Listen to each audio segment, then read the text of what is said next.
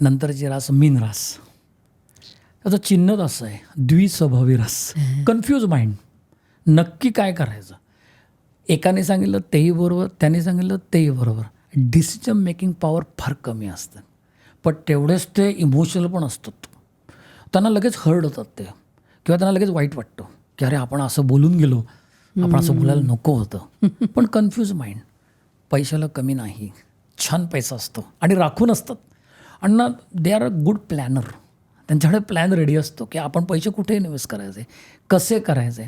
तर काही वेळेला ओव्हर प्लॅनिंग पण डेंजरस आहे. काही वेळेला तुम्ही थोडंसं खिशात ठेवायला पण पाहिजे. पण येणारं वर्ष त्यांच्यासाठी पण चांगलं आहे, कारण परत गुरु आहे. त्यांचा राशीस्वामी गुरु आहे. 1 जूनला गुरु काय ना, ह्या अख्ख्या 12 राशींमध्ये गुरु आणि शनी हे 2 ग्रह असे आहेत ना की ह्या 2 ग्रहांमध्ये सगळा इम्पॅक्ट बदलतो. Decision makers. हे दोन्ही ग्रह हे असे एकदम मोठे ग्रह आहेत आणि ह्या दोन्ही ग्रहांचा इम्पॅक्ट पत्रिकेमध्ये सुद्धा आणि राशींवर सुद्धा खूप प्रभाव असतो याचा. त्यामुळे मीन राशीला मी सांगेन, कारण त्यांनाही 7.5 चालू आहे, मीन राशींना मी सांगेन की त्यांनी गुरुचं करावं, दत्त उपासना किंवा त्यांचा ज्यांच्यावरती विश्वास आहे, गुरूंवरती विश्वास आहे, त्यांचं करावं, जेणेकरून त्यांना हा त्रास होणार नाही. आर्थिकदृष्ट्या सक्षम असतात की आज जॉब करतायत, उद्या विचार केला की नोकरी सोडून काय करायचं, तर हा प्लॅन त्यांच्याकडे ऑलरेडी रेडी असतो. फक्त त्याचं इम्प्लिमेंटेशन आहे ना, ह्याच्यामुळे थोडं कन्फ्यूज असतात की आत्ता जॉब सोडायचा, 2 महिन्यांनी सोडायचा का उद्या सोडायचा. त्यामुळे थोडं डिसिजन मेकिंग पॉवर वाढवली तर ह्यांना आयुष्यामध्ये काहीच कमी पडत आणि स्मूथ लाईफ, एकदम स्मूथ लाईफ असतो. कुठेही घाई नाही, काय नाही, काय नाही. यांनाही परदेश आगमन योग आहे 2026ला. म्हणजे 2026 एवढं सगळ्या ऑपॉर्च्युनिटी जर का येत असतील तर प्रत्येकाने मी जे देवता सांगितलेलं आहे, जे काही मंत्र तुम्हाला येतात त्या देवतांचं केलं तर त्यांना आर्थिक, सामाजिक आणि मानसिक आणि शारीरिक जे अतिशय महत्त्वाचं आहे, हेल्थ, सगळ्यात हेल्थ महत्त्वाचे, की त्या सगळ्या गोष्टीमुळे त्यांना नक्की फायदा होईल असं मला वाटतं. तुम्ही मगाचपासून ना मंगळ स्वामी वगैरे असं म्हणताय, तर बऱ्याचदा आपण ऐकतो ह्याच्या पत्रिकेत मंगळ आहे आणि मग ते मंगळाची मुलगी, मंगळाच्या मुलाला नको. तर खरंच मंगळ पत्रिकेत असणं म्हणजे काय आणि लग्नाच्या वेळेला काय प्रॉब्लेम होतो? हां, चांगला प्रश्न आहे तुमचा. पत्रिकेमध्ये 12 भाव असतात, त्याला आम्ही स्थानं म्हणतो. पहिला भाव, चौथा भाव म्हणजे चौथं स्थान, 7वं स्थान, 8वं स्थान आणि 12वं स्थान.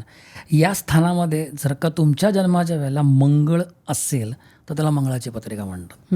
आता ह्याच्यामध्ये कसं असतं, आणखीन तुम्हाला म्हणजे आमच्याकडे जे प्रश्न येतात की तो तीव्र मंगळ आहे का सौम्य मंगळ आहे, आणि त्या मुलीशी लग्न होत नाही मुलीचं.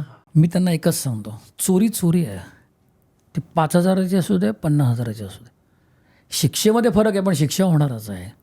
मंगळ काय करतो माहिती, म्हणजे लग्नासाठी जो मंगळ विचारात घेतला जातो तो मंगळ काय करतो, काही कारणास्तव लग्न मोडणे, घटस्फोट होणे या कारणाला तो सांगितलेला आहे आणि बऱ्याच अंशी हे खरं होतं.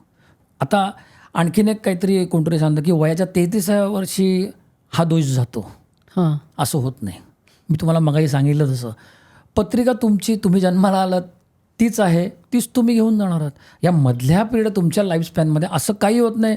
ते काय खोडरबर नाही, इट्स नॉट अ इरेजर की तुम्ही ते खोडू शकाल, नाही, ते तुमच्याबरोबरच जाणार आहे. पण त्यासाठी उपाय सांगितलेले आहेत, ते तुम्ही विश्वासाने केले तर त्याची तीव्रता कमी होण्यात नक्की मदत होते.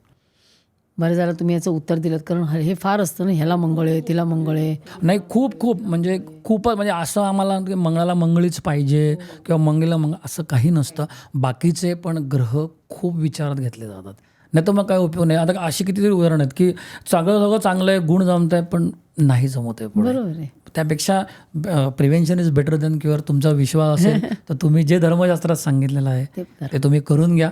पुढचं आपलं बघा, I can't change the destiny पण आय कॅन गाईड. म्हणून तर माझ्या कंपनीचं नाव पण ॲस्ट्रो गाईड आहे. अच्छा, ॲस्ट्रो गाईड. हां, की मी गाईड करतो. हा रस्ता आहे, ह्या रस्त्यामध्ये जे काही तुम्हाला प्रॉब्लेम येणार आहेत त्याच्या अनुषंगाने मी तुम्हाला गाईड करणार. मी 10 गोष्टी सांगितल्या, तुम्ही 10च्या 10 घ्या, तुमचा फायदा आहे. तुम्ही एक घेतलीत तरी नुकसान नक्की होणार नाही. बरोबर आहे. म्हणून माझ्या कंपनीचं नाव पण मी ॲस्ट्रो गाईड ठेवलं आहे. खूप छान अजयजी, मला आवडलं. म्हणजे प्रत्येक राशीचं तुम्ही जे वर्णन केलं आणि प्रत्येक राशीचं सर्वांगीण जे सांगितलं की म्हणजे आर्थिक आहे, आरोग्य आहे म्हणा, किंवा त्यांनी कुठले उपासना करावी ते फार महत्त्वाचं आहे. तर ते तुम्ही सांगितलं, छान वाटलं. खूप सारी माहिती मिळाली. तुम्ही इकडे आलात त्याबद्दल खूप खूप आभार. Thank you very much. ही क्लिप शेवटपर्यंत बघितल्याबद्दल खूप खूप धन्यवाद. संपूर्ण एपिसोड बघण्यासाठी खाली दिलेल्या लिंकवर क्लिक करा आणि सर्व काही चॅनलला सबस्क्राईब करायला विसरू नका.